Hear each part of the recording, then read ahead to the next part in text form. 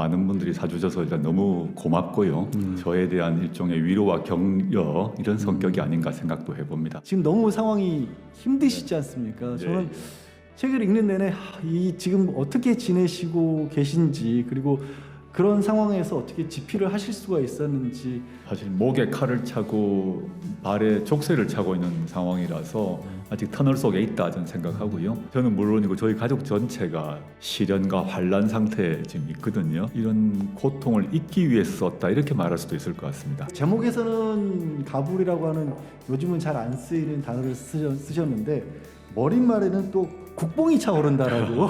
그 점은 우리 모두의 성과다라고 생각해서 그걸 인정한다, 그걸 인정하고 우리 들어가야 된다라고 저는 생각하고 있습니다. 검찰총장 후보 중에서 윤석열 후보가 가장 검찰개혁에 적극적인 의사표시를 했거든요. 공수처 찬성한다, 적극 찬성한다, 검사의 수사지휘 폐지도 된다. 윤석열 후보가 내세웠던 검찰 공약과는 정반대 얘기 아닙니까? 윤석열 당선자는 법무부의 수사지휘권을 폐지한다는 얘기는 대한민국 역사에서 처음 있는 시도를 하려는 것이죠. 저는 아주 놀랍다라고 생각을 하고 있고, 이거는 검찰 공화국을 만들겠다는 걸 넘어서 검찰 왕국을 만들겠다는 식으로 보입니다. 그래서 막 어지러운 지금 상황이지만 내가 대한민국이 오늘 어디에 서 있는가를 알고 그와 함께 우리가 어디로 가야 할지에 관한 그런 방향? 정치적 민주화가 되고 난 뒤에 대한민국의 시민들의 고통이 어디에 있을까를 생각해 보면 사회권의 약화 상태에 있다고 봅니다. 이걸 푸는 방식으로 가야 되는 거 아닙니까? 이 문제는 1년, 2년 내에 해결된 문제는 아니라고 생각하고요. 윤석열 정부 5년 동안 잘 될 것 같지는 않고요. 그럼 그 다음이라도 해야 되지 않겠습니까? 그래서 길게 보고 사회권이 강화되는 나라, 진짜 선진국을 만드는 것, 이게 우리 시대의 과제가 아닐까 하는 생각입니다.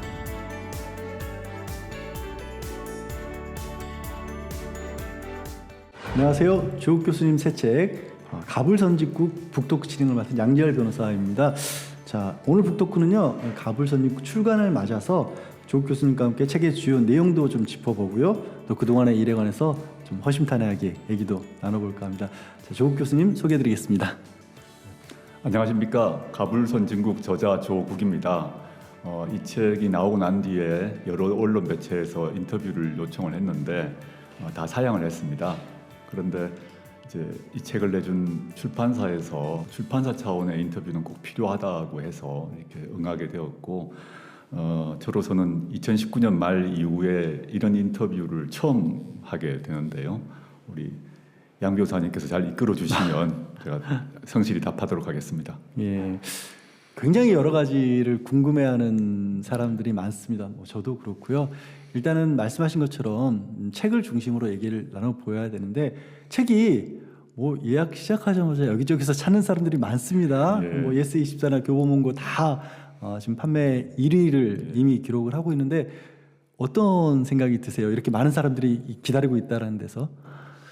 이 책이 소설도 아니고 에세이도 아니고 한데 사실 사회권 강화라는 상당히 무겁고 심각한 주제를 다루고 있는데 많은 분들이 사주셔서 일단 너무 고맙고요.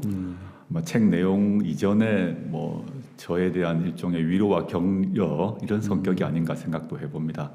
저로서는 책을 좀 읽어보시고 제가 강조하고 호소하고 있는 사회권 강화 그 내용에 대해서 좀 많이 공유를 해주셨으면 좋겠다 이런 마음이 큽니다. 예, 저는 이제 사실 사전에 책을 읽어봤는데 처음에 그러니까 예상하고 있었던 것과 좀 다르더라고요. 저는 조금 인문학적이라고 할까, 약간은 피상적일 수도 있는 그런 얘기들이 좀 있을 거라고 얼핏 예상을 했는데 굉장히 구체적인 담론들이 들어가 있고요.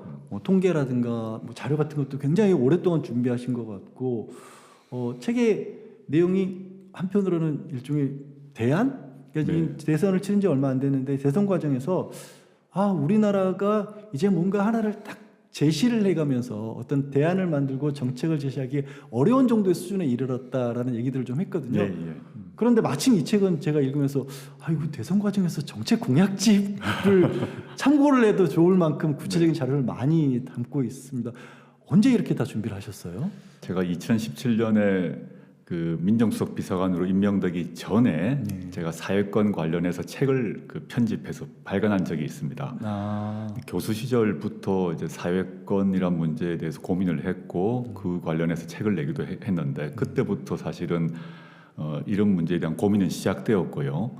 그리고 그 민정수석 비서관 하면서 제 업무는 권력기관 개혁 문제지만 원래 사회권 강화에 대한 관심을 가지다 보니까 자료를 쭉 모았습니다. 네. 특히 이제 제가 뭐 원래 직업이 학자다 보니까 그냥 주장하기 이전에 근거, 증거, 자료가 필요하지 않겠습니까? 예. 그래서 17년 이후부터 계속 자료를 모아 놨었어요. 제가 이제 법무부 장관으로 갈 거라고는 잘 생각을 못 했기 때문에 민정수석 비서관 마치고 학교로 돌아가면 요걸 모아서 책을 내야겠다라는 생각을 했었어요. 했는데 뭐 아시다시피 19년 하반기에 법무부 장관으로 입각하고 난 뒤에 여러 뭐 사건이 터졌지 않습니까? 그래서 전혀 뭐 손을 대지 못하고 있다가 작년 이제 하반기 정도부터 여기 메디치 미디어에서 제가 그런 생각들 구상을 하고 있는 걸 아셔서 책을 내자고 그래서 집중해서 집필을 했습니다. 독자분들이 이 책을 읽으시면 정말 압축되어 있는 그리고 명확한 근거를 가지고 통계와 데이터를 가지고 있는 그런 책이라서 일종의 팩트 체크하는 그런 것들도 많이 들어가 있고요. 앞으로 각자의 자리에서 대한민국을 바라보는 시선을 갖추는 데도 참 도움이 될 그런 책입니다. 뭐 제가 먼저 읽어봐서 이건 확실하게 말씀을 드릴 수가 있는데, 그런데 이제 자료 준비를 2017년부터 하셨다고는 하지만 안 여쭤볼 수가 없는 게 불편하실 수도 있겠지만 지금 너무 상황이 힘드시지 않습니까? 저는 책을 읽는 내내 이 지금 어떻게 지내시고 계신지, 그리고 그런 상황에서 어떻게 집필을 하실 수가 있었는지 좀 여쭤보고 싶습니다. 불편한 질문일 수 있지만. 아닙니다. 너무 당연히 하셔야 될 질문이고요. 너무 잘 아시겠지만 제 배우자는 유죄가 확정되어서 지금 구치소에 있는 상태이고 저는 1심 재판을 받고 있습니다.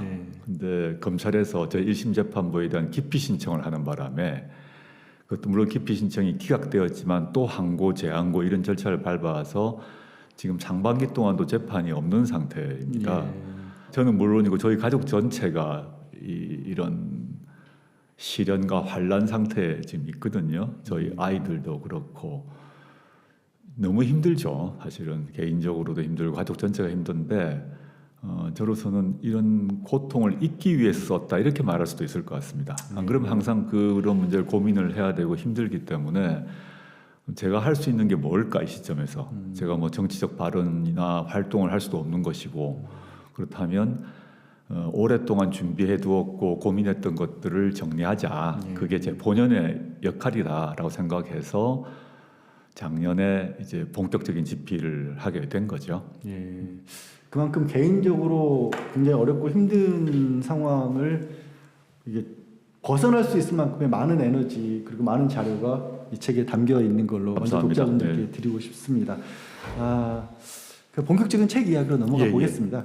책 제목도 궁금하신 분들이 많을 것 같아요. 책 제목이 가불 선진국이에요. 사실 요즘은 이제 가불이라는 말 자체를 일반적으로 잘 안 쓰지 않습니까? 이제 예전에 월급 미리 좀 받아서 쓴다 이런 의미인데 이런 제목을 붙이신 이유, 의미는 뭔가요? 제가 이 책에 대한 기본 문제 의식을 담은 이제 그 초안 같은 걸 가지고 출판사분들과 회의를 했었어요. 그때 제목에 대해서 제가 이 제목을 가져왔습니다. 가불선진국이라고 하니까 지금 우리 양 변호사님 말씀하신 것처럼 출판사 직원분들이 가불이라는 걸 잘 모르는 분도 계시고 요즘 젊은 분들은 이 말이 정확히 뭐냐. 근데 저희 또래들은 회사 다니다가 가불 많이 받지 않습니까? 이해를 하는데 젊은 분들은 잘 이 말이 무엇인지 전달이 안 된다는 얘기를 하는 분도 많았어요. 가불이라 한다는 말은 쉽게 말하면 빚을 진다는 거 아닙니까? 먼저 당겨 쓰는 거죠. 가불 선진국이란 말의 의미는 우리가 선진국이 되었는데 즉 대한민국이 선진국이 되었는데 이 선진국은 당겨 쓴 거란 것이고 그러면 그 당겨 썼다는 의미의 다른 면은 대한민국이 선진국이 되기 위해서 무언가 빚을 졌다는 것이 그죠. 근데 그 빚은 누구에게 졌느냐? 대한민국 사회에서의 사회경제적 약자로부터 우리가 빚진 게 있다. 그 빚의 기초에서 한국이 선진국이 되었다. 그럼 지금은 그 빚을 갚을 시간이고 그럼 빚을 갚는 방식이 뭐냐? 그 사회권을 강화하는 제도적 변화가 필요하다. 그래야 이제 빚이 갚아진다. 이런 의미에서 그런 제목을 달았습니다. 네. 그럼 이제 어떤 식으로 빚을 갚자고 제안하신 건지 하나씩 차근차근 풀어가 볼 텐데요. 이제 제목에서는 가불이라고 하는 요즘은 잘 안 쓰이는 단어를 쓰셨는데 머릿말에는 또 국뽕이 차오른다라고 이렇게 요즘도 흔히 쓰는 그런 단어로 시작을 하셨어요. 이거 누구는 또 자고 일어나 보니 나라가 선진국이 되어 있다 이런 식으로도 얘기를 하는데 일단 말씀하신 것처럼 객관적인 지표로는 선진국이라는 것을 전제하고 이 글을 써내신 거 아니겠습니까? 교수님께서 한국이 선진국이라고 보신 근거는 어떤 걸로 꼽으신 겁니까? 그럼 단순히 뭐 저의 주관적 판단은 아니고 그 유엔이건 국제 각종 기구에서 한국을 이제 특히 경제적 기준에서 보게 되면 뭐 GNP, GDP, GNI 뭐 모든 기준에서 한국이 선진국이 되었다는 점은 확인된 것 같습니다. 그다음에 정치적 민주주의 차원에서도 보게 되면 여러 가지 국제기구에서 발표한 민주주의 지수에서 과거 박근혜 정부 때 같은 경우는 민주주의 아주 취약한 민주주의로 판정되었다면 문재인 정부 들어서서 뭐 최상위 수준의 민주주의 정부가 되었다는 점을 확인을 해주었단 말이죠. 그래서 저는 경제, 정치, 그 다음에 최근 들어서는 이런 방역 그리고 K-팝 또는 뭐 영화 등을 포함해서 문화 차원에서 모든 측면에서 보았을 때 한국은 명실상부한 선진국이 되었다. 그래서 우리 국민들의 자부심이 매우 높아졌고 그 뭐 속어입니다만은 이제 국뽕이 차오른다 이런 말들을 대중들이 많이 쓰고 있지 않습니까? 그 점은 우리 모두의 성과다라고 생각해서 그걸 인정한다. 그걸 인정하고 우리 들어가야 된다라고 저는 생각하고 있습니다.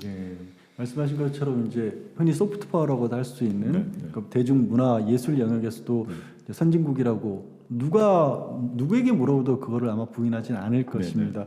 그럼에도 불구하고 여전히 한국에 대해서는 사회권에서 있어서만큼은 저개발 국가라고 이렇게 평가를 하신 거죠.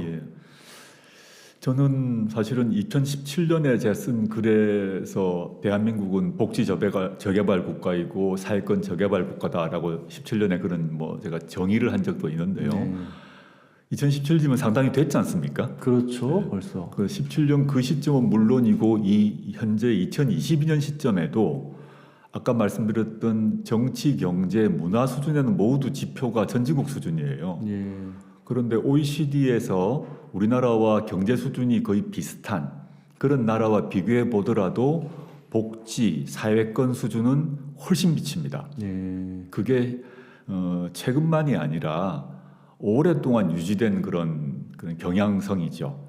그래서 물론 이제 노무현 정부 때 그리고 문재인 정부 때 이런 사회권 또는 복지를 강화하려는 노력을 많이 했었습니다. 했음에도 불구하고 같은 수준의 경제력을 가진 OECD 국가와 비교를 해보게 되면 여전히 저개발 상태이고 선진국이 아니라 중진국 또는 후진국인 거죠. 이걸 맞춰줘야 된다. 사회권의 저개발 상태의 피해자는 당연히 사회경제적 약자일 수밖에 없다는 것이죠. 알겠습니다. 자, 이제 본문과 관련돼서 본격적인 책의 내용에 조금 더 집중을 해볼까 하는데요. 일단 지난 5년이 되는 거죠. 문재인 정부의 성과를 정리하는 일부터 좀 시작을 하셨습니다. 일단 문재인 정부에서 고위공직자로 지내셨고 또 법학을 전공한 학자이시고요. 그래서 객관적인 입장에서 문재인 정부의 공과에 대해서 정리하는 것이 그렇게 쉽지는 않으셨을 것 같거든요. 그래서 책을 쓰실 때 뭐 좀 어떤 제3자의 위치를 갖기 위해서 아니면 독자들에게 쓰시는 말씀들이 타당성을 갖추기 위해서 좀 주의하셨던 부분, 관심을 기울이셨던 부분이 있다라면 어떤 것일까요? 말씀하신 대로 제가 문재인 정부에 참여한 사람 아닙니까? 고위공직자로 민정수석 비서관으로 짧지만 법무부 장관으로 이렇게 활동을 했기 때문에 저의 평가에 대해서 뭐 여러 가지 측면에서 비판이 있을 수 있을 것 같습니다. 최근에 언론을 보니까 뭐 제가 문재인 정부에 대해서 뭐 평가를 했다, 이 책을 통해서 평가를 했다 이런 말이 나오는데 평가자의 입장은 저는 아닌 것 같고요. 저는 이제 문재인 정부에 참여한 사람으로서 실제 그 문재인 정부의 문제의식과 노력과 그리고 그 부족했던 점을 다른 분들보다는 조금 더 잘할 수 있지 않을까 생각을 했습니다. 그런데 양 변호사님께서 말씀하셨던 것처럼 저는 그 참여했던 사람이기 때문에 제가 무슨 말을 하거나 주장을 하게 되면 문재인 정부의 참여자가 그냥 변론을 하나보다 이렇게 될 수밖에 없을 것 같아서 제가 주안점을 뒀던 것들은 문재인 정부의 성과라고 얘기하건 문재인 정부의 부족함이라고 얘기하든 실증적 근거, 자료, 증거를 최대한 좀 압축해서 제시하려고 했습니다. 원래는 사실 그 분량이 훨씬 많았는데요.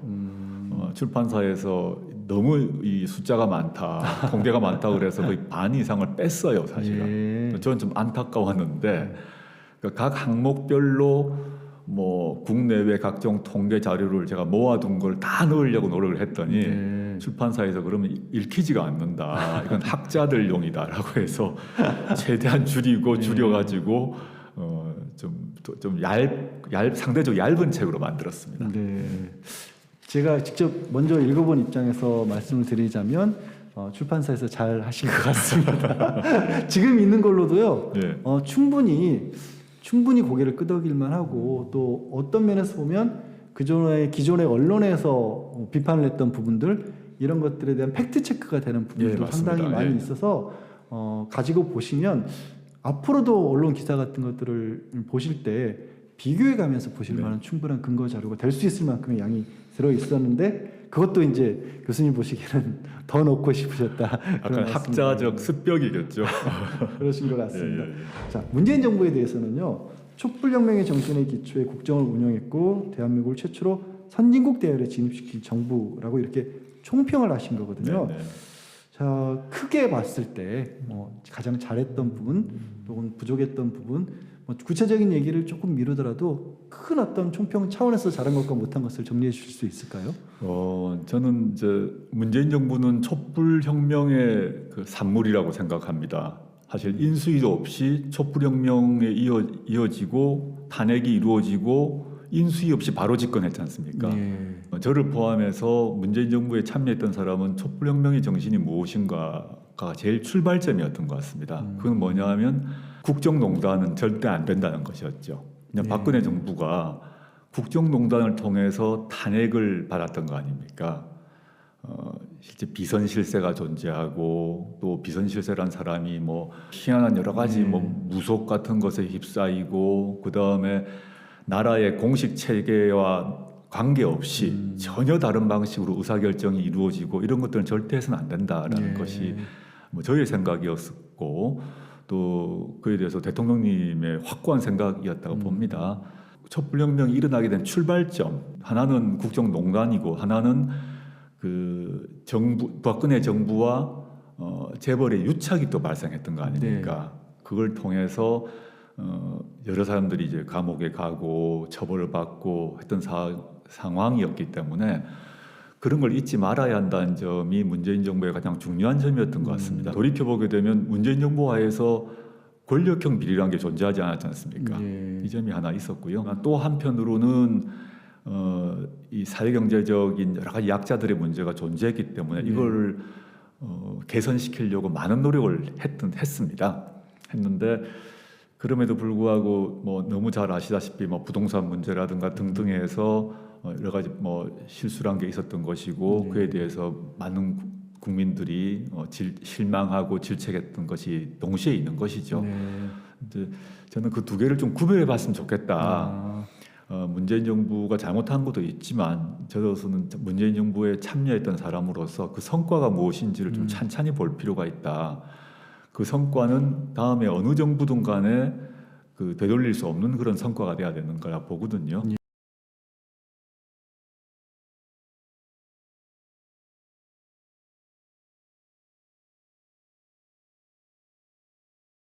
이런 것들을 좀 봐주시면 좋겠다 이런 마음을 가지고 있습니다.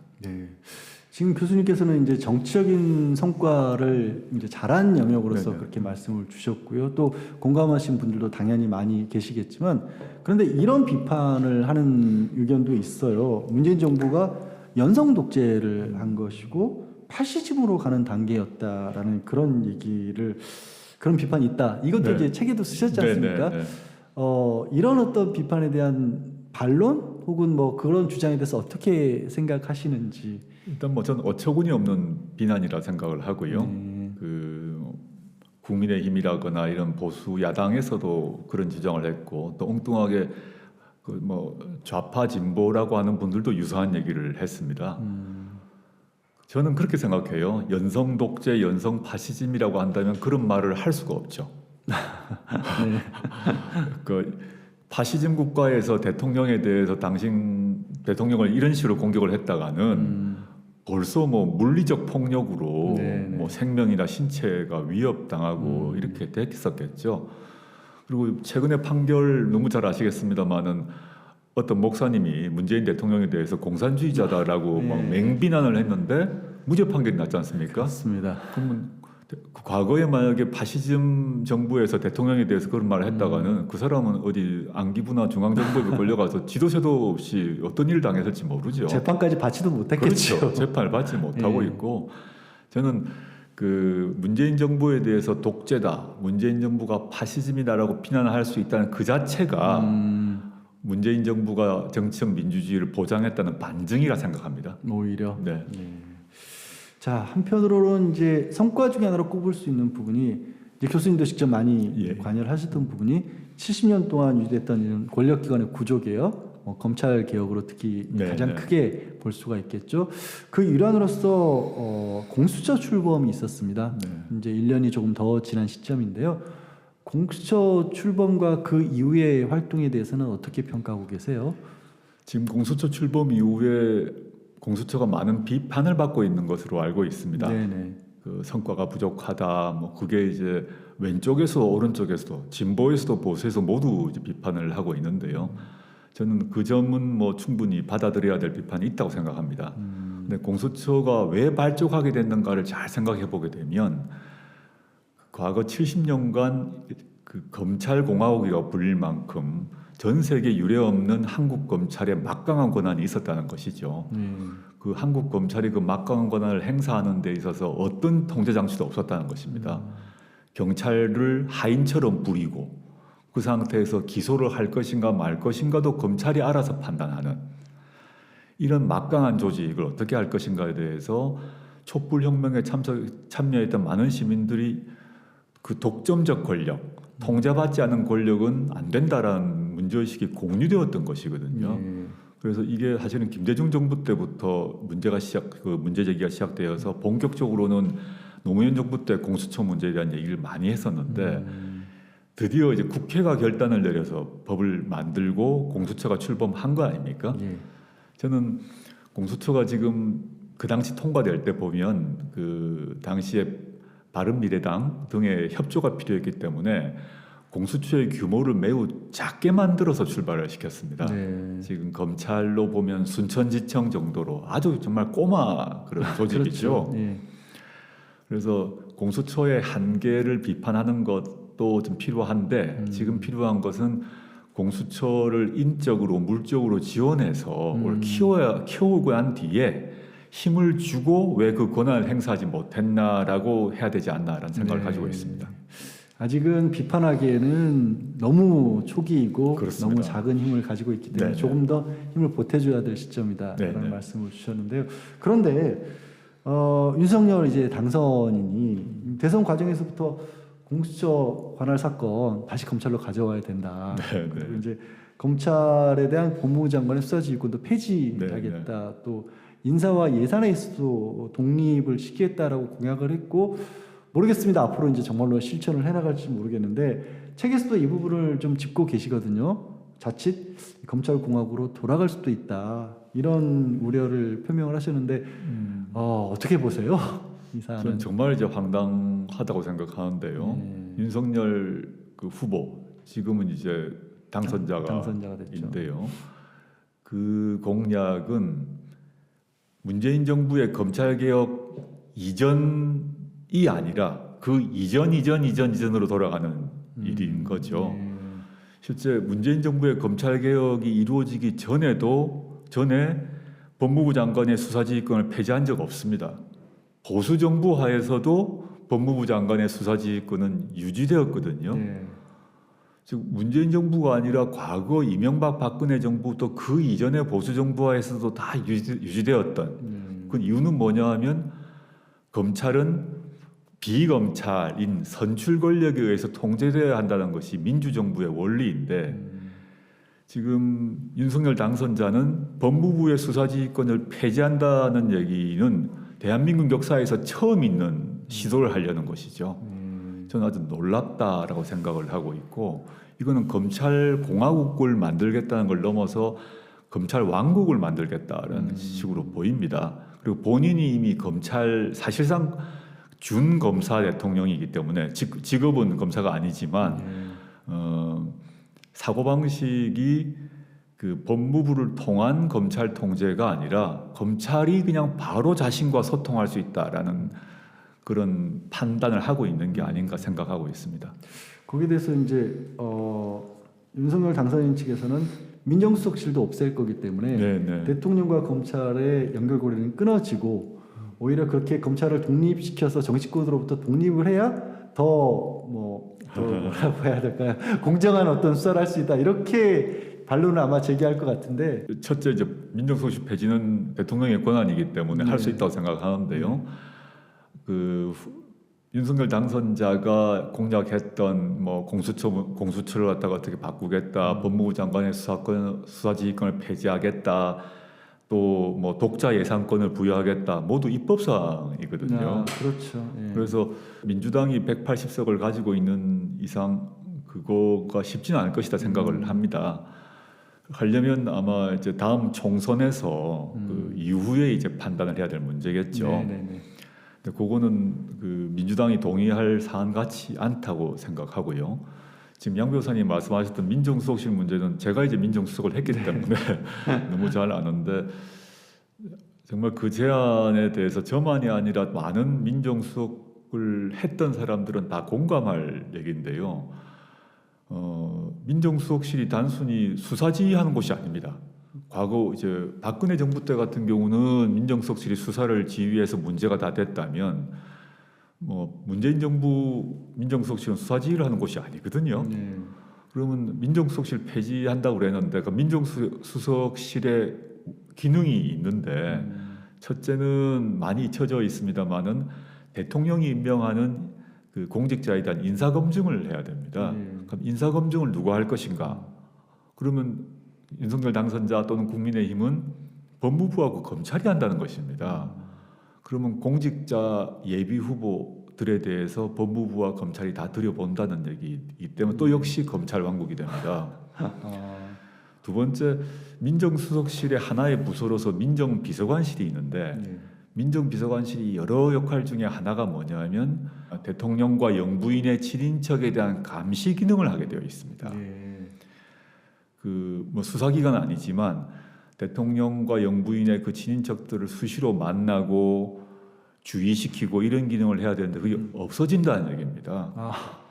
예. 그 아주 내밀한 일이거든요. 내밀하고 그러니까 범죄 수사를 하는 게 아니라 수시로 소통하고 주의 주고 경고하고 이런 역할을 하게 됩니다. 혹시 좀 좋지 않은 생각을 가진 사람들 가까이 할 수도 있으니까요. 그렇죠. 그러면 지금 현재 대통령 윤석열 당선자 또 그 부인인 김건희 씨 양쪽 모두의 친인척에 대해서 민정비서관실이 그 견제를 하게 됩니다. 그 견제 결과를 대통령께 보고하고 대통령님의 친인척 누구누구가 이런 얘기를 한다는 소문이 있습니다. 이게 없어져 버리는 거죠. 굉장히 사실 중요한 문제. 이거는 워낙 내밀한 일이기 때문에 언론에 보도를 하지도 않고 공개하지도 않지만 수십 년간 해온 일입니다. 그래서 저는 민정수석실이 폐지되게 되면 이걸 누가 하지라는 점에서 걱정이 되고 또 친인척 외에 그 특수관계인이라고 그래가지고 대통령의 측근이라고 불리는 사람들을 용어로 특수관계인이라고 적혀 있습니다. 대통령과 영부인의 측근들에 대해서도 그런 견제 감시 기능을 합니다. 그럼 이제 민정비서관실이 없어지면 완전히 자유로워지거나 그분들이 그 특수관계인과 친인척들이 감시를 안 받는 거죠. 그럼 또 누군가 해야 되는 겁니다. 근데 특별감찰관을 임명해서 하겠다 그러는데 그건 성격이 다릅니다. 특별감찰관을 임명하게 되면 특별감찰관은 뭐냐 하면 범죄 혐의가 있을 때 하게 됩니다. 그럼 범죄 혐의 있는 곳은 당연히 해야 되는 거죠. 문제는 이건 범죄 혐의가 있기 전에 사전에 예방적으로 이런 역할을 하는 게 사라진다는 점에서 저는 상당히 걱정이 됩니다. 아까 이제 민정수석실 폐지와 관련된 걸 여쭤봤을 때 처음으로 수사지휘 말고의 역할로서 인사검증 얘기를 말씀하셔서 문재인 정부에서 인사검증이 제대로 이루어지지 않았다라는 그런 얘기들도 많이 합니다. 그리고 다른 누구가 아니라 사실 윤석열 검찰총장에 대한 인사검증은 그럼 어떻게 된 거냐 이런 질문들 사실 많이 받으셨죠. 그동안에도 많이 받고요. 그때 상황에 대해서 좀 얘기를 해주실 수 있을까요? 일단 모든 논의 이전에 제가 이제 인사검증을 청와대 내에서 인사검증을 맡는 부서의 책임자로서 이유불문하고 제가 종국적 책임을 진다고 생각합니다. 그 점에서 그런 인사실패 등 비판에 대해서 제가 송구스럽고요. 조금 부연 설명을 하자면 과거 정부에서는 인사검증을 하는 데 있어서 검찰 인사 포함입니다. 국정원의 자료를 이용했습니다. 즉 국정원이 인사검증에 개입을 하도록 허용을 해서 IO라 그래서 국정원 IO들이 검찰을 포함해서 각 부서 등 각 관공서에 다 파견되어 있어서 정보를 취합을 했고 그 정보가 청와대 민정수석실에 보고되었습니다. 좋은 말로 하면 인사정보지만 쉽게 얘기하면 사찰을 한 겁니다. 국정원의 민간인 사찰을 가지고 그 민간인 사찰을 근거로 자료로 삼아서 인사검증을 했습니다. 그러다 보니 그게 불법이라 하더라도 정보의 정확성이 높을 수가 있습니다. 근데 문재인 정부 들어서는 문재인 정부 직전에 촛불혁명의 주요 계기 중에 하나가 국정원의 불법 활동이었거든요. 그 대통령께서 대통령 되시고 여러 취했던 조치 중에 하나가 국정원의 국내 정치 인사검증은 물론이고 모두 금지시켰습니다.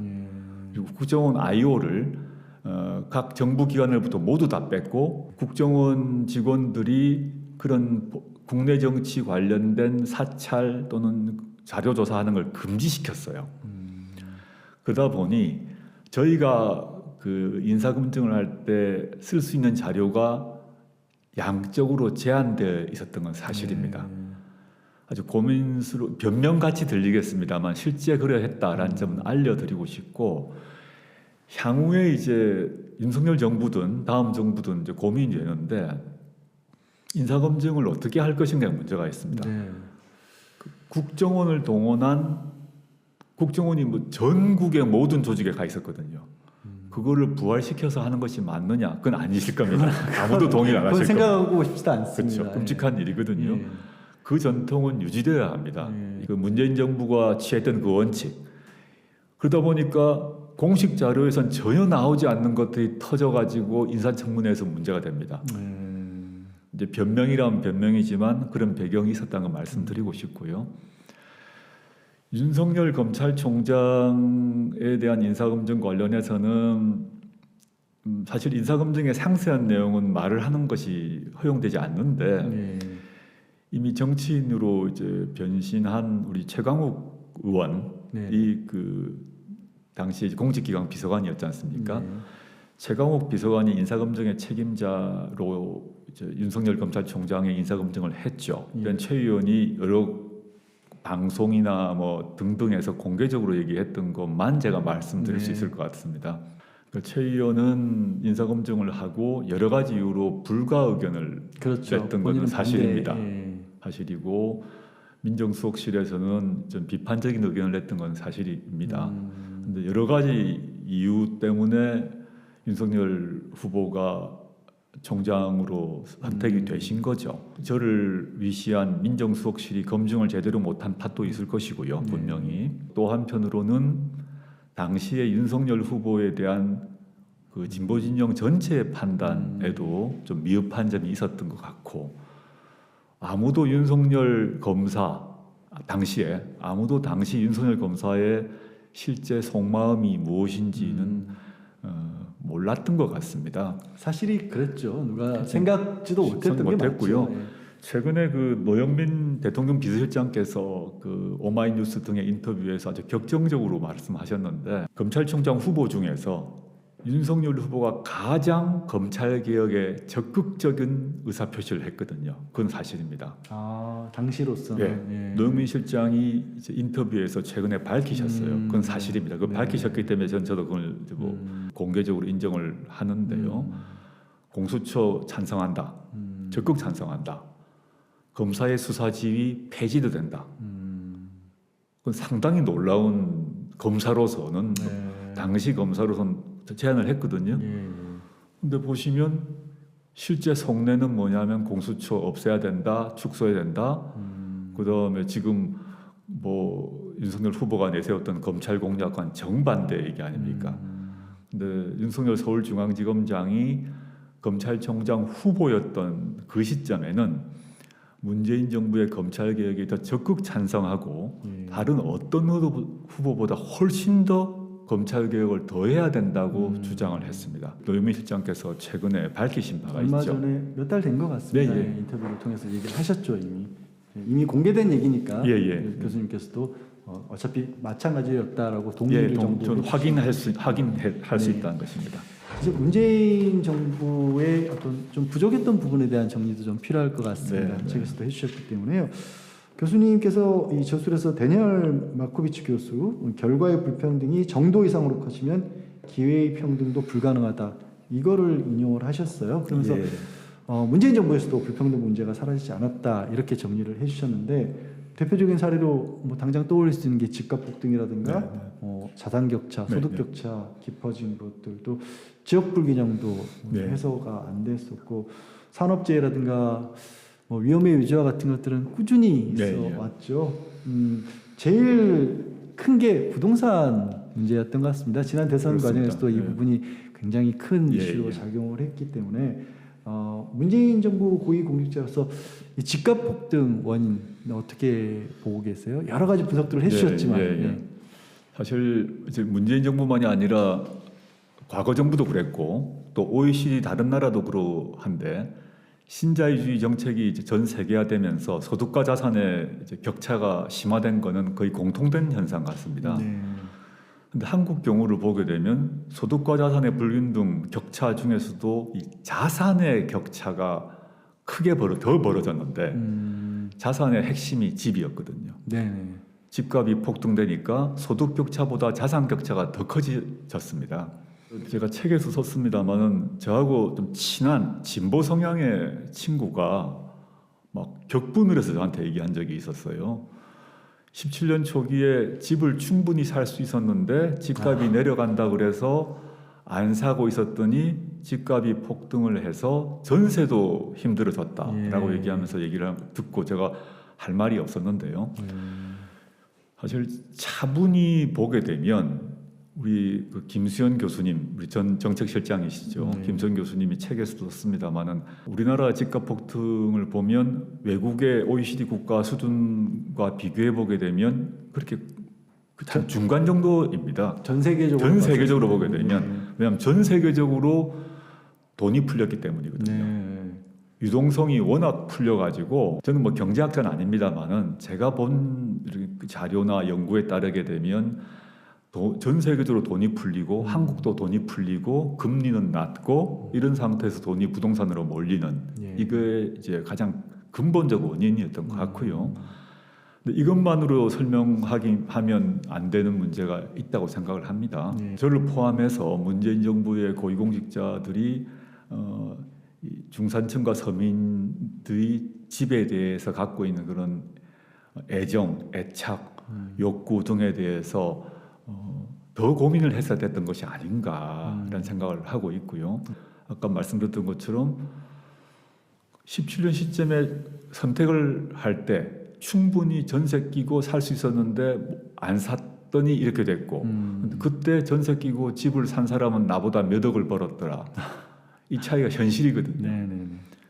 그래서 정부의 부동산 정책을 믿었더니 손해를 받고 그걸 안 믿고 집을 산 사람은 엄청난 이익을 봐서 그 자산 격차가 심화되고 나는 평수를 줄이거나 또는 서울에 살았던 사람은 경기도로 뭐 수도권으로 이사를 가야 되는 상황이 되니까 어떤 설명을 하더라도 납득하기 쉽지 않은 게 돼버린 거죠. 네. 부동산 정책 문제에 대해서는 뭐 대통령께서도 공식 사과를 하셨고요. 네. 또 책임자 분들도 마찬가지로 사과를 하신 걸로 알고 있습니다만은 문재인 정부와 그 참여자들이 하나하나 꼼꼼히 돌아보고 성찰해야 될 그런 가장 중요한 지점이라 생각합니다. 네, 가장 중요한 이제 부족한 부분으로 그렇게 받아들여야 할 부분이 네, 있다고 네, 이렇게, 그렇습니다. 말씀을 주셨고요. 아마 이것도 같은 차원일 것 같아요. 소득 및 자산 격차가 굉장히 심각해졌기 때문에 이번에 문재인 정부에서 해결하지 못한 과제로 단순하게 양극화라고 말할 정도의 수준이 아니라 계층 상승이 불가능해진 정도, 이게 큰 문제라고 이렇게 지적을 하셨어요. 네, 네. 그럴 정도로까지 좀 심각하다고 봐야겠죠, 지금은? 그런 것 같습니다. 그러니까 사실 뭐 소득과 자산의 양극화라는 거는 뭐 자본주의 사회에서는 다 양극화되어 있다고 봐야 되죠. 그렇죠. 예. 자본과 노동자, 상하 뭐 어떻게 개념을 쓰든 간에 양극화는 되어 있는데 그 민주 정부가 해야 될 일은 양극화되어 있는 걸 줄이고 격차를 줄이고 그 다음에 계층 이동을 원활하게 하는 게 민주 정부의 중요한 역할인데 이게 원활하게 되지 못한 것 같아요. 그 역시 좀 부동산과 연결이 되어 있다고 보는데 자산 격차가 부동산 폭등으로 워낙 벌어지니까 하위 계층에서 상위 계층으로 올라가는 게 너무 힘들어진 것 같습니다. 그래서 이걸 제가 사회권을 강조하는 것도 또는 여러 많은 분들이 예를 들어서 이재명 후보는 뭐 기본 소득을 얘기한다거나 또는 김두관 의원 같은 경우는 기본 자산을 얘기한다거나 또 이낙연 후보 같은 경우 뭐 신복지를 얘기한다거나 다 같은 마찬가지 문제시라고 보는데 격차가 너무 벌어진 상태에서는 하위계층의 개인적 노력으로 이 격차를 극복하고 위로 올라가기가 너무 힘들어요. 그러면 하위계층 또는 뭐 서민과 중산층이 격차를 뛰어넘을 수 있는 발판은 만들어줘야 되거든요. 기본 발판을 만들어줘야 되는데 그 기본 발판을 만들어주려고 문재인 정부가 노력을 사실 많이 했습니다. 여러 가지 제도적 개선을 많이 이루었고 했습니다만 코로나가 터지면서 경제 전체가 밑으로 추락한 상황이 된 거 아닙니까? 경제와 방역이 한 패키지였기 때문에 같이 떨어져서 경제와 방역 문제에 집중하다 보니까 그런 이 발판을 만들어진 노력은 후순위로 밀린 게 아닌가라고 저는 이제 보고 있습니다. 그 코로나에 관해서는 극복을 이제 세계적으로도 잘 했다라고 그렇게 평가하는 게 객관적인 얘기겠습니다만 그 과정 때문에 사실 큰 부분을 다 펼치지를 못한 상황이거든요. 이제 경제나 산업이라 이제 소득과 관련된 불균형이나 이런 걸 얘기를 할 때 빼놓을 수 없는 게 그러다 보니까 말씀하신 것처럼 경제적인 어려움을 겪으시는 분들이 산재 사고나 산업재해를 겪는 일이 더 늘어나는 겁니다. 이거를 이제 하청업체 비정규직 노동자에게 전가되는 위험의 외주화. 뭐 많은 분들이 또 이렇게 같은 입장이신 걸로 보이는데 이렇게 진단을 하셨고요. 역시 문재인 정부에서도 이 부분은 이제 그치질 않았다 이렇게 글을 쓰셨는데 대표적인 사건이 뭐 김용균 씨 사건이라든가 최근에는 광주 아파트 붕괴 사고 꼽을 수 있을 겁니다. 중대재해처벌법 조금 부족하다는 얘기들이 있지만 그래도 이게 발효가 되면서 어느 정도는 좀 위험의 외주화에 제동이 걸렸다고 봐야 할까요? 그렇죠. 저는 뭐 잘 생각해 보시면 이제 김영균법이 이 문제의 출발이죠. 제도 개선의 시작은 사실 산재란 것은 항상 있어 왔던 거 아닙니까? 그리고 위험의 외주화도 계속되어 왔던 것인데 그 김영균 씨가 비극적 죽음을 당하면서 문제가 커지고 사실은 저는 이제 이 김영균법에 개인적인 그런 참 여러 가지 소회가 있는데 그때 격렬한 논쟁이 벌어지고 보수 야당 쪽은 반대하고 기업도 반대할 때 대통령께서 어떻게 지시를 하셨나 하면 민정수석이 운영위원회에 출석하는 것은 관례가 아니나 보수 야당이 막 요구를 하니까 당시에 이제 바게닝을 했어요.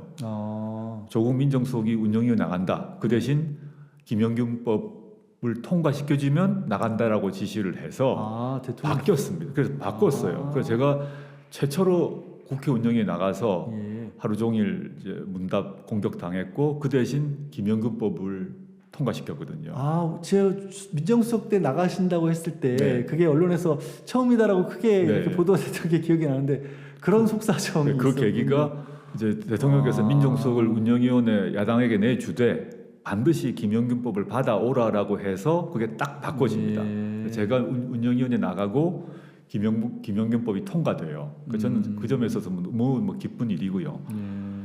대통령께서는 이제 본인이 이제 노동인권 변호사를 하셨기 때문에 이런 노동인권, 산재, 방지 등에 대해서는 아주 강한 문제를 갖고 계십니다. 그래서 이제 민정수석 나가라라고 한 거거든요.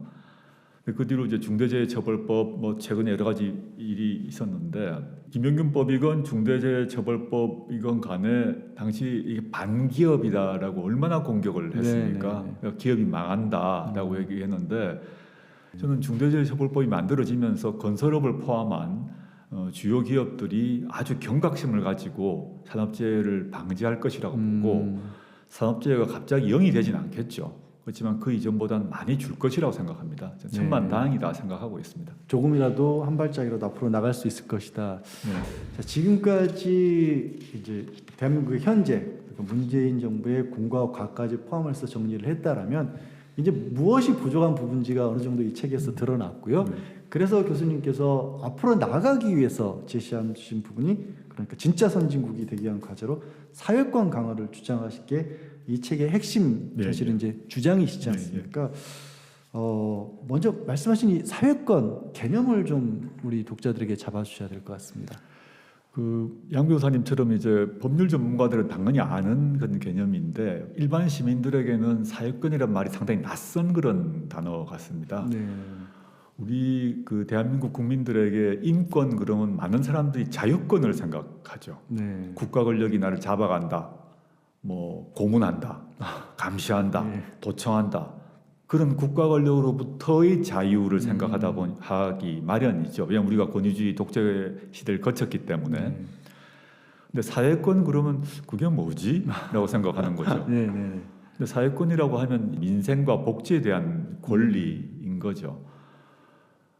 이제 내가 국가 권력으로부터 부당하게 불법적으로 잡혀가고 맞고 이런 자유라는 것은 그런 일을 당하면 우리나라 시민들이 참지 않죠. 이제는 더 이상 절대 그런 시대는 안 참죠. 아니죠. 만약에 우리나라의 경찰이 우리 시민들 마음대로 데리고 가고 때리고 했다 그러면 참겠습니까? 아유, 절대 안 참죠.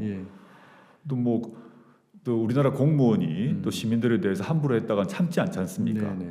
그런데 우리 시민들이 사회권에 대해서는 어떻게 생각하냐면 내가 싸고 양질의 주택에 살 권리가 있다라고 생각을 안 하는 거죠. 잘 못하죠. 못하고 있는 거죠. 특별한 혜택처럼 네, 아직까지는 생각을 그렇죠. 하죠. 주거 그러면 내가 열심히 돈 벌어가지고 빚져서 돈 저금해가지고 사야 된다고 생각하지 국가에 대해서 정부에 대해서 내가 물론 자기 돈을 넣겠지만 저렴하고 양질의 주거를 안정적으로 보장해 달라라고 얘기를 못 하는 거죠. 내 권리라고 아니라고 생각하는 그렇게는 거죠. 생각을 아직까지 안 하고 있는 거죠. 못하죠. 근데 지금 네덜란드나 오스트리아나 싱가포르나 등등 같은 경우 보게 되면 아주 저렴한 가격으로 평생 살 수 있는 주택이 다 보장되어 있고 그 시민들은 그게 당연한 권리라고 생각하고 있는 거죠. 주거권이 나의 권리라고 생각하는 거죠. 우리가 의료 문제 같은 경우는 이제 문재인 케어 덕분에 우리가 뭐 많은 의료 관련 서비스를 우리가 편하게 누리고 있지 않습니까? 작년 코로나19 때 그 그렇죠. 효과를 봤죠, 다들.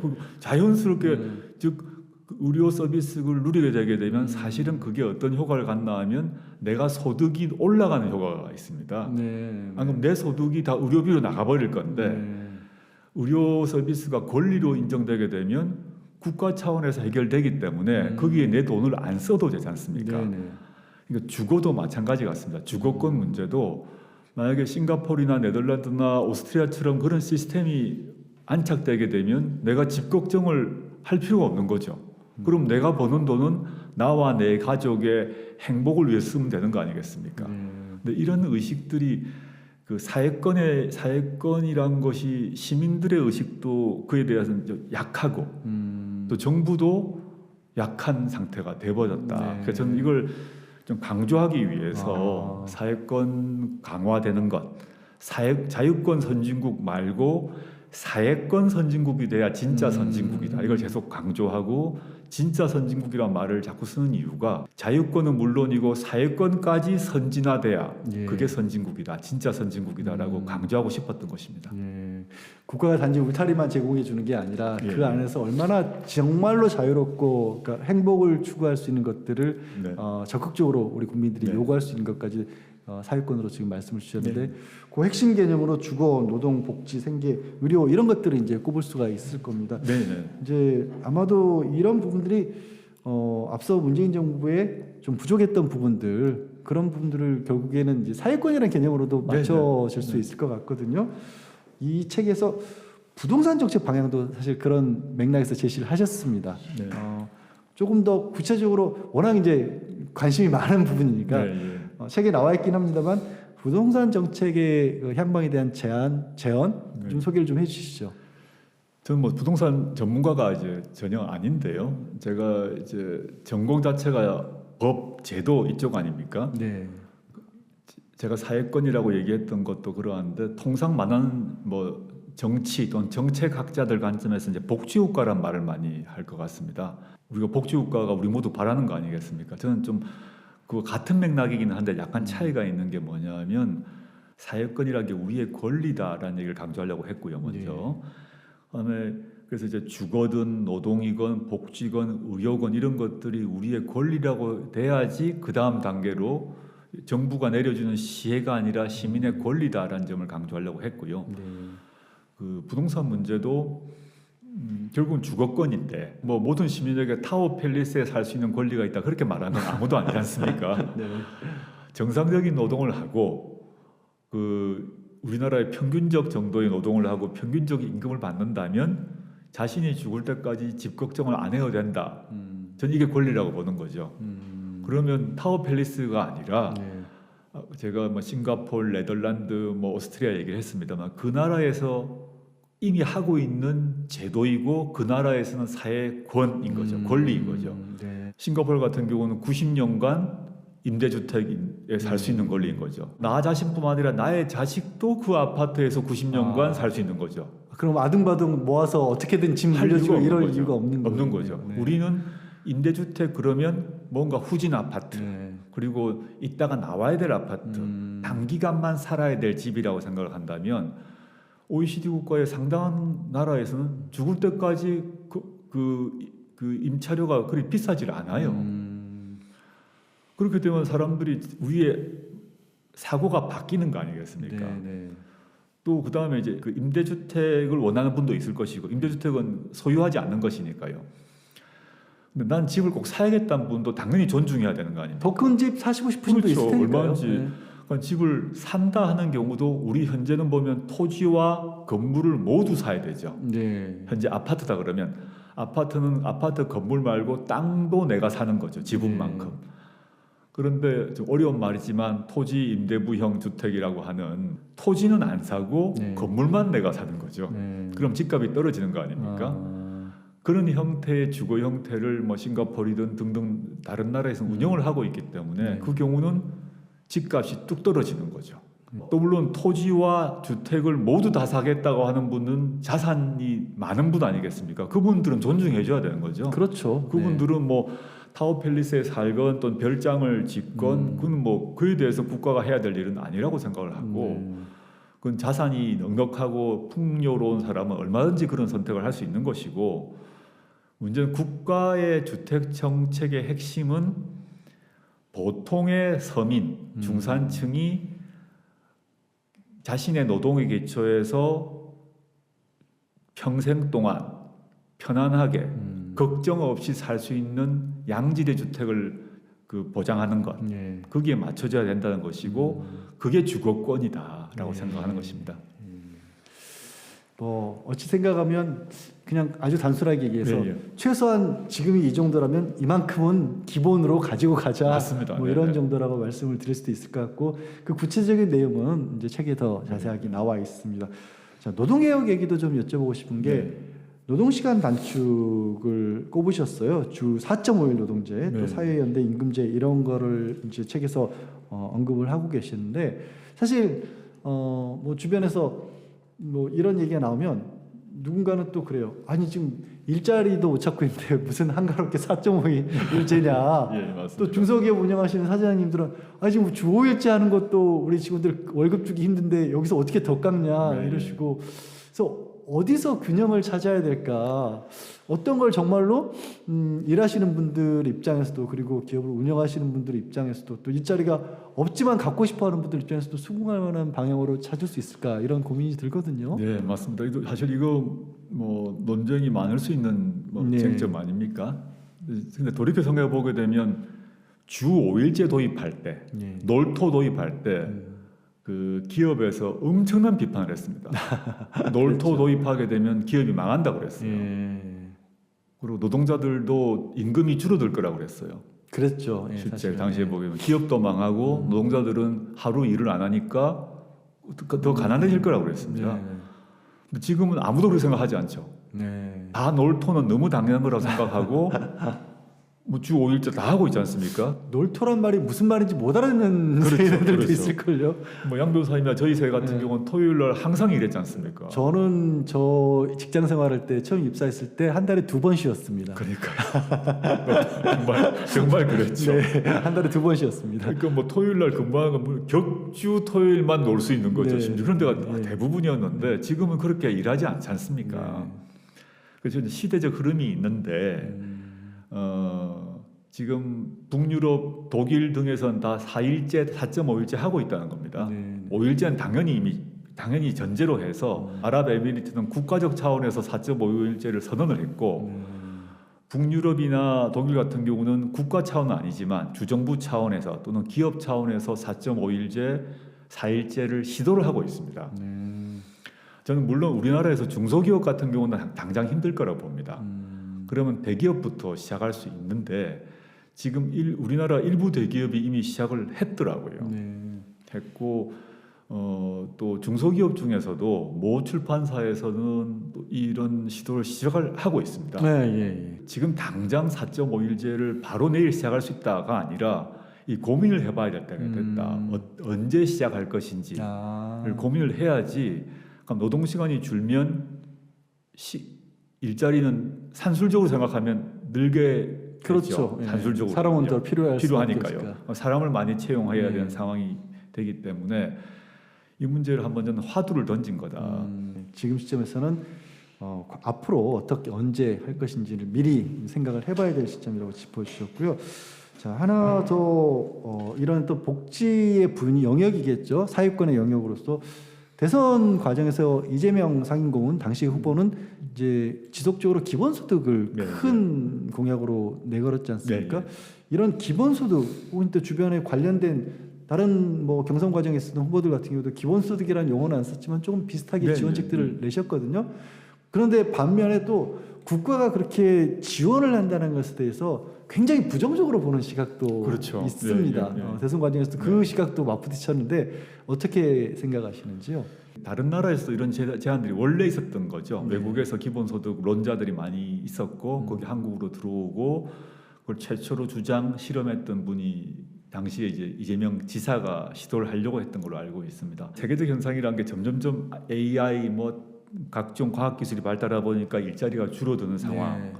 과거처럼 뭐 농업 시대도 아니고 또 과거처럼 중공업 공장이 막 돌아가서 일자리가 많이 생긴 시대가 아니다 보니까 사무직도 줄어들고 그렇죠. 있으니까요. 단순히 블루 칼라만이 아니라 화이트 칼라도 일자리가 막 주는 상황이 돼버렸어요. 산업 구조가 말이죠. 네. 이런 상황에서 어떻게 이 사람들이 창발적이고 창의적인 각종 직업 활동을 할 것인가 문제가 이 새로운 경제 조건이 된 것 같아요. 한국만이 아니라 특히 선진국이라고 분류되는 나라에서는 과학기술이 대대적으로 발달하다 보니까 이거 기본소득 문제가 주로 선진국이 봉착하는 고민 같아요. 과학기술이 발달하지 않고 모두 뭐 농업을 하거나 모두 공장에서 일한다면 이런 얘기가 없을 수 있는데 과학기술이 너무 발달하다 보니까 젊은이들의 일자리가 오히려 사라지는 이런 상황에서 이 젊은이들은 어떤 식으로 경제활동을 해야 될 것인가. 그럼 경제활동을 하려면 아무것도 없지 않습니까? 그러면 뭔가 디딤돌을 주자 이런 발상인 것 같거든요.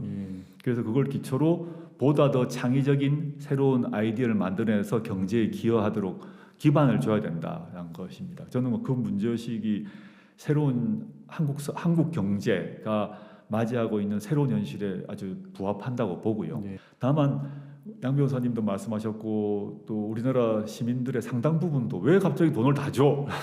라는 비판이 또 있지 않습니까? 네. 근데 대선 과정을 잘 이렇게 보다 보니까 이재명 후보께서도 이걸 입장들을 서서히 조정해 나가는 게 보였습니다. 네. 그래서 모든 국민에게 다 주는 게 아니라 가장 취약계층이라고 할 수 있는 청년과 농어촌, 즉 청년 기본소득과 농어촌 기본소득을 하자라고 최종적으로 입장을 정리한 것으로 보입니다. 네.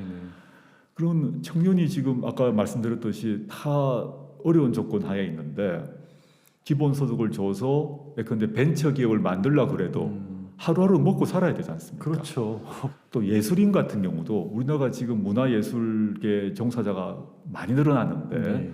이 문화예술 종사하는 사람들이 결국은 한류 만들고 그다음에 K-팝 만들고 네. 이게 하나의 산업 아닙니까? 그러면 배고프고 허리 쫄라매면서 문화예술 하라? 그러면 산업적으로 안 되는 얘기죠. 네. 문화예술인에 대해서도 기본소득 줘야 된다고 저는 생각하거든요. 농어촌은 지금 완전히 뭐 황폐화된 상태이란 말이죠. 기본소득론자들 중에서도 여러 그룹이 이렇게 있는 걸로 알고 있는데 정치인으로는 대표적인 분이 이재명 후보신데 이재명 후보의 최종적 입장은 우리나라 국민 모두에게 주는 것보다는 그 취약한 청년, 농어촌 이렇게 주는 걸로 정한 거 같고 저는 그렇게 해 가야 된다고 보고요. 그게 단순하게 뭐 돈 뿌린다 이렇게라고 생각하지 않습니다. 네. 지금 교수님 말씀하시는 가운데 제가 귀에 꽂히는 것 중에 하나가 선진국이 됐기 때문에 오히려 역설적이게도 화이트 칼라도 블루 칼라도 맞습니다. 자리가 없어지고 특히 청년들이 갈 그렇죠. 곳이 없어지고 네. 이번 대선 과정에서도 청년 문제가 큰 이슈 중에 예, 하나였지 예, 않습니까? 지금 이제 말씀 나누고 있는 사회권이라는 관점에서 봤었을 때 청년 정책이라고 해야 할까요? 어떻게 하면 우리 청년들에게 사실 과거에는 어렵다고 하면서도 뭔가 열심히 노력하면 어딘가가 보인다. 네, 예. 내가 조금 더 풍족한 생활을 할 수 있고 사회적으로든 경제적으로든 더 올라갈 수 있고 이런 게 있는데 이 요즘 청년들에게 그걸 보여주기가 어렵다는 얘기를 많이 하거든요. 그러니까 사회권이라는 관점에서 봤었을 때 청년 정책의 어떤 방향이라고 할까요? 생각해 볼 수 있는 게 있을까요? 저는 뭐 같은 맥락이라고 보는데요. 그러니까 저희 양 변호사님이나 저 같은 이 정도의 세대 같은 경우는 당시에 이제 고도 성장기였단 말입니다. 네. 성장률이 뭐 10%씩 되는 이런 매년 달라지는 게 매년 보였죠. 엄청나게 올라가서 하루하루 또 매년 뭐 규모가 커지고 일자리도 뭐 점점 늘어났던 거죠. 물론 그 당시도 이제 일자리가 어려운 분도 있었습니다만은 지금과 비교하게 되면 경제 성장이 그 속도나 이런 규모란 게 엄청났기 때문에 근데 지금은 경제 성장이 선진국이 돼버렸기 때문에 모든 선진국은 경제 성장률이 뭐 1% 2% 이렇지 않습니까? 그럴 수밖에 없죠, 사실은. 그게 너무 당연한 거죠. 네네. 이 선진국의 역설입니다. 네. 우리가 선진국이 되었기 때문에 고도 성장이 안 되는 겁니다. 우리는 뭐 아프리카나 뭐 저개발 국가가 아니죠. 거기서 지금 치솟으면서 경제 개발이 됐다면 이런 얘기를 안 하죠. 네네. 우리는 그런 과정을 쭉 저개발 국가에서 거쳐서 선진국이 되니까 경제 성장률이 매우 낮은 거죠. 매우 낮으니까 일자리가 안 생기는 거죠. 안 생기면 어떡할 거냐? 네. 이 상태에서 이제 정부가 나라가 해야 될 일은 이미 지금 직업을 가진 사람들은 정년 퇴임 때까지는 뭐 갔겠죠. 근데 우리의 미래는 청년에게 있는 거 아닙니까? 예. 저나 양 변호사님이나 퇴임하게 되면 지금 2030 청년들이 우리나라를 끌고 갈 건데 이 사람들에게 뭘 해줄 거냐의 문제가 있다고 봅니다. 저는 그 사회권 관점에서 보자면 청년 주거 정책이 따로 필요하다고 봅니다. 그 청년들이 일단 안정적인 주거가 확보돼야 그 다음에 뭘 생각도 하고 고민도 하고 또 뭐 연애도 하고 하겠죠. 그 청년 주거가 필요하고 청년 기본주택 기본소득이란 것도 좀 필요하다고 보는 게 그런 기본적인 소득이 가면 그걸 가지고 뭔가 벤처를 하건 카페를 하건 뭐 문화예술을 하건 또 공방을 만들건 뭔가 이렇게 해 나가면서 경제 활동을 할 수 있겠죠. 사람들이 왜 청년들에게 또 나눠줘 할 수 있습니다만 저는 그게 아니라 그 청년들에게 그런 투자를 해야 우리나라가 지속 가능한 거 아닙니까? 더 다른 방향으로 또 새로운 걸 네. 찾아 나갈 수가 있겠죠. 나가고 이 사람들이 네. 우리 세대 우리를 대체할 건데 기성세대 입장에서는 그들이 자력 갱생을 해야 네. 이 기성세대가 부담을 안 지는 거기도 하죠. 사실은 길게 보면 그렇게 길게 되고 보면 말이죠. 돌아올 수밖에 예, 없죠. 예. 그 부담이. 그 부담을 기성세대가 지어야 될 부담을 지지 않고 지금 빨리 청년 세대에게 주자는 거죠. 네, 알겠습니다. 그런 의미입니다. 사실 또 조금은 이제 다른 이슈이기는 합니다만 지금까지 나눴던 말씀들이 주로 이제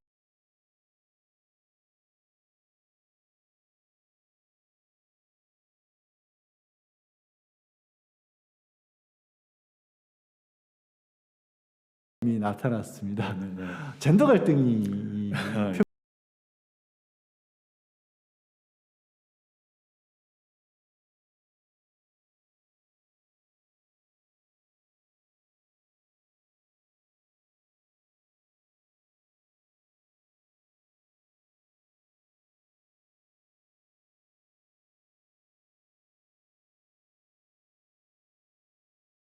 또 뭔가 주실 말씀이 있을까요? 저는 이제 뭐 사회권과 젠더 입니다만은 대선 과정에서 이 성별 갈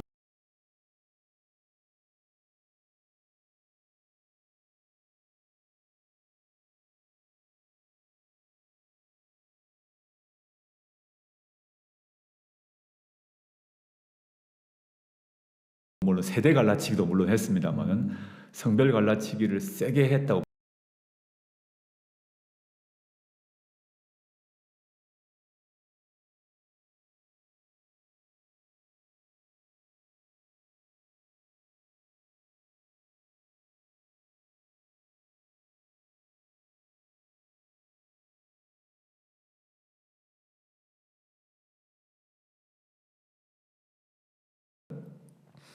저는 이게 이제 왜 그렇게 그러면 이른바 이대남이 그렇게 되었을까 생각해 보면 아까 청년 문제와 직결된다고 봅니다. 네. 이대남이라고 일컬어지는 그 청년 남성 자식 이대남 더 열심히 공부했고 노력했고 똑똑한데 왜 나는 죽어도 보장이 안 되고 연애도 힘들고 돈도 없고 네. 결혼도 힘드냐 이런 불만이란 게 꽉 차 있었던 것 같아요. 그런데 그걸 사회권 보장이라는 그런 걸 통해서 해결하기보다는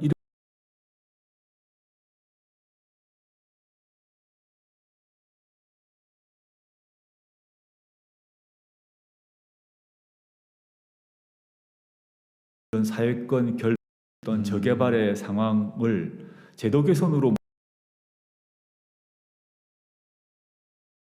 이렇게 된 거야. 여가부가 예산을 가져가서 우리가 이렇게 힘든 거야. 또는 페미 여성들 때문에 문제야.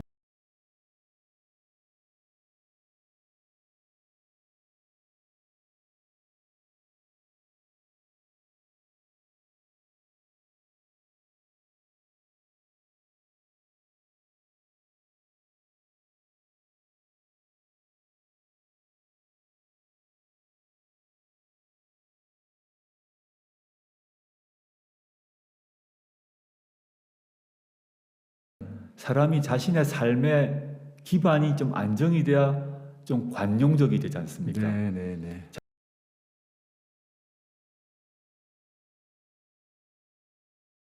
근데 정치 세력이 그 탓할 사람을 여자다, 페미다라고 하면 글로 확 몰려가는 거죠. 그게 전 안타까워서 이런 성별 갈라치기에 대응하는 것도 전 사회권 강화가 맞다고 생각합니다. 사실은 청년이라고 할 때는 그 안에는 당연히 여성들이 다 같이 포함이 된 거니까 당연하죠. 뭐 마찬가지 얘기를 여성들도 할 수 있는 거 아니겠습니까? 예. 저들 때문에 못했다 그래서 그거를 절대 이용해서는 안 되고 맞습니다. 말씀하신 것처럼 그런 어떤 안정적인 삶이 주어지고 보인다라면 그럴 이유가 없겠죠. 그렇죠. 사실 갈등이라는 게 비슷한 맥락에서 이거 하나만 더 짚어볼까 합니다. 지금 소수자 차별, 모욕 이런 거를 막자라는 의미에서의 이 포괄적인 차별금지법 우리나라가 아직까지 없다라고 하는 게 조금 사실 법조인으로서는 좀 창피하기도 한 그런 부분인데 특히나 여기에 이제 성소수자와 관련된 부분들이 좀 여기에 대해서 격렬하게 반대하는 일부 목소리들이 사실 숫자로 따지면 극히 일부인데도 네. 불구하고 목소리가 워낙 높다 보니까 좀 걸림돌이 되기도 했던 것 네. 같거든요. 이런 어떤 차별금지법 같은 경우도 당연히 이제 풀어 나가야겠죠. 저는 뭐 너무 당연하다 생각하고요. 저는 사실은 제가 문재인 정부에 참여하기 전에 교수 시절에 국가인권위원이었습니다. 네. 국가인권위원으로서 이런 차별금지 소수자 문제에 대해서 저의 의견을 많이 발표를 해왔고 네.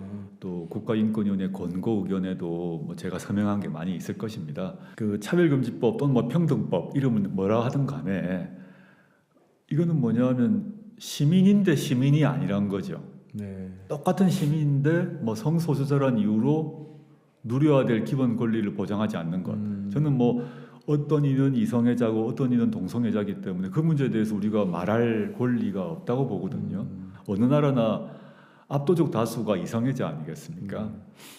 그러면 소수자가 그 동성애자일 건데 그 경우 다 그 이유만으로 이성애자가 통상적으로 누릴 수 있는 권리를 박탈한다는 것은 논리적으로는 설명하기 매우 힘든 일인 것입니다. 절대 다수가 극히 네. 소수를 어찌 보면 핍박하는 그렇죠. 일이 되니까요. 그 이성애자들은 다 누릴 수 있는 그 자신의 파트너와 함께 뭐 의료보험 문제건 상속 문제건 뭐 등등을 다 누리고 있는데 다른 쪽은 누리지 못하게 한다. 이건 이상하다라고 될 수밖에 없고 뭐 양 변호사님 말씀하셨지만은 법률적으로 보기에는 너무 빨리 해결될 문제인데 한국 사회에서 이제 기독교 문화라거나 이런 강하게 반대를 하시기 때문에 그럴 것 같습니다만은 전 합리적 대화를 해서 풀어야 될 것 같은데 그 윤석열 당선자 같은 경우는 뭐 전혀 다른 생각을 갖고 계실 것 같아서 어떻게 풀릴지 잘 뭐 걱정이 됩니다. 더 오히려 반대로 갈까 하는 우려도 되고요. 이게 좀 이제 정리를 좀 해야 될 시간이긴 한데 말씀하신 내용을 좀 종합을 하면 이제 그동안에 이제 대한민국 전체의 노력이 또 문재인 정부를 거치면서 공과 과도 정리를 해봤습니다만 전체적으로 봤을 때 자율권에 있어서만큼은 상당 부분 진짜 선진국이 됐고 경제적으로 선진국이 됐지만 진짜 선진국이 되려면 이제 사회권이 확실히 강화돼야 된다. 네. 그리고 저를 포함해서 아마 독자 여러분들도 사유권이 내가 당연히 누려야 될 권리라는 생각을 못 하고 계셨던 분이 많을 것 같습니다. 네. 그거를 바꿀 수 있는 계기가 이 책이 될 것 같기도 한데 조금 전에 이제 윤석열 이제 당선자에 관해서 말씀하실 때 이제 차별금지법에 대해서 좀 다른 생각을 하실 것 같다라고 좀 걱정을 주셨는데 책에서 이제 개인의 자율권까지도 어쩌면 위축될까 좀 우려스럽다라는 그런 걱정도 좀 드러내셨어요.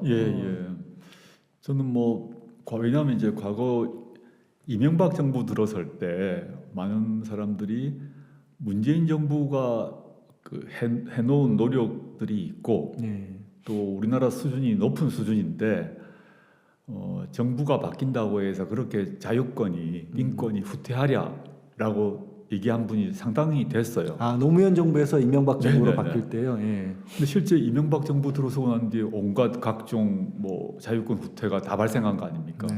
미네르바 사건 그래가지고 표현의 자유 억압하고 언론사들에 대해서도 압박을 하고 지금 물론 그때보다 한국 시민들의 자유권에 대한 높은 경각심이 있다고 봅니다.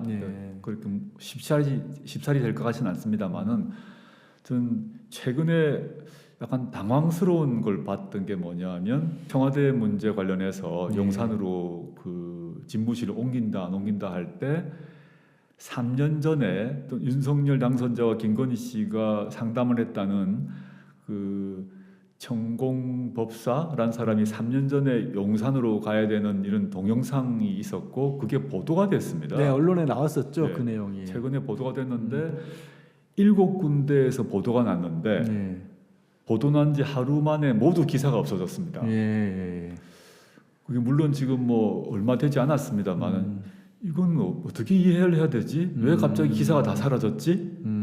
이런 점에서도 자유권 중에 핵심이 언론의 자유 아니겠습니까? 이런 것도 좀 우려가 됩니다.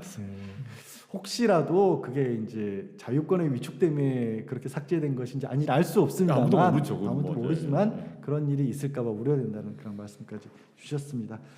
자, 그런데 뭐 맺은 말에서도 걱정을 또 드러내긴 하셨습니다. 윤석열 정부 출범할 텐데 좀 칙칙하고 암울한 장면을 보고 견디하는 인내심이 필요한 시간 이렇게 조금 쓰셨어요. 그러니까 앞서서 미래의 방향을 제시해 주셨는데 맺은 말에는 좀 걱정도 들어가 있는 그런 상황인데요. 그럼에도 불구하고 사회권 선진국 이 책의 주장을 펴신 이유 또 사회권 강화를 위해서 사실 개인적으로 너무 힘드신 상황이라서 제가 이런 걸 여쭤보는 것도 좀 송구스럽긴 합니다만 조금 더 어떤 활동을 하실 계획 같은 건 있는지요? 일단 마지막 질문부터 답을 드리자면 제가 재판을 받는 몸이라서 사실 목에 칼을 차고 발에 족쇄를 차고 있는 상황이라서 뭐 사회 활동을 하기는 거의 불가능하다고 봅니다. 그냥 재판 받고 가족 챙기고 뭐 이게 제가 해야 될 일이죠. 아직 터널 속에 있다 저는 생각하고요. 저 사회권 강화하는 얘기를 한 이유는 제가 처지가 이름에도 불구하고 제가 공직자로서 또 학자로서 이 얘기는 해야겠다 싶어서 쓴 건데요. 시대적 흐름이 있는 것 같습니다. 권위주의 정권 때는 자유권을 얻기 위해서 모든 사람이 뭐 투쟁하고 싸우고 뭐 이런 시대가 이제 있어. 그래서 자유권을 우리 모두가 자유권을 쟁취를 했어요. 지금 우리에게는 자유권이 정말 숨쉬는 공기 같거든요. 지금 사회권에 대한 문제의식이 이제 올라오고 있는 시대다. 그게 출발이 보면 2017년 때 12년부터 시작됐습니다만은 경제민주화가 화두였습니다. 박근혜 후보도 그랬고 문재인 후보도 경제민주화를 내걸었어요. 이게 중요한 전환점이었다고 보는데 그게 전면적으로 실현되지 못했습니다. 박근혜 정부는 집권하고 난 뒤에 경제민주화 정책을 폐기했고 경제민주화에 관련해서 핵심적 참모라고 또는 조언자라고 할 수 있었던 김종인 박사를 그냥 토사구팽시켰지 않습니까? 근데 문재인 정부는 집권하고 난 뒤에 경제민주화 정책을 하려고 많은 노력을 했고 여러 법안도 많이 제출했는데 코로나 때문에 중단돼 버린 상태입니다. 저는 이 흐름이 그 자유권을 쟁취하는 시대는 이미 사실 종료했고 흐름이 사회권으로 이미 틀었다고 봅니다. 우여곡절이 있는 상태고 지금도 완성된 건 아니고 사회권을 강화해서 복지국가를 이루는 것, 민생이 최소한의 민생이 보장되는 국가로 가는 방향으로 바뀌었고 그건 단순히 저의 뭐 이론적 관심이 아니라 학자든 정부 고위 관계자든 학자의 연구건 고위공직자들의 정책의 고민은 모든 출발은 그 사회 구성체에 살아가는 사람들의 고통이 어디에 있는가 있는 것 같아요. 7, 80년대 같은 경우는 우리의 고통이 뭐냐 하면 국가 권력이 우리를 막 때리고 뭐 죽이는 거죠. 고통을 주었던 거죠. 그 고통의 출발이 실제 우리를 잡아가고 때렸던 거거든요. 그 고통은 사라진 겁니다. 그 가능성도 사라진 겁니다. 근데 지금 정치적 민주화가 되고 난 뒤에 대한민국의 시민들의 고통이 어디에 있을까를 생각해 보면 저는 사회권의 약화 상태에 있다고 봅니다. 그래서 학자로서 또는 전직 고위공직자로서 우리 국민들의 고통이 어디에 있는 걸 보면 이걸 푸는 방식으로 가야 되는 거 아닙니까? 이 문제는 1년, 2년 내에 해결될 문제는 아니라고 생각하고요. 그래서 길게 보고 그 사회권이 보장되어서 진짜 선진국을 만드는 것 이게 우리 시대의 과제가 아닐까 저는 생각합니다. 그래서 이 책을 쓴 것입니다. 저도 이제 교수님하고 말씀을 나누고 또 그 전에 책을 읽으면서 책에 대해서 이렇게 말씀을 드릴 수 있을 것 같습니다. 가까운 과거 그리고 현재의 대한민국을 정리할 수 있는 객관적인 근거 자료들을 우리가 찾을 수가 있고요.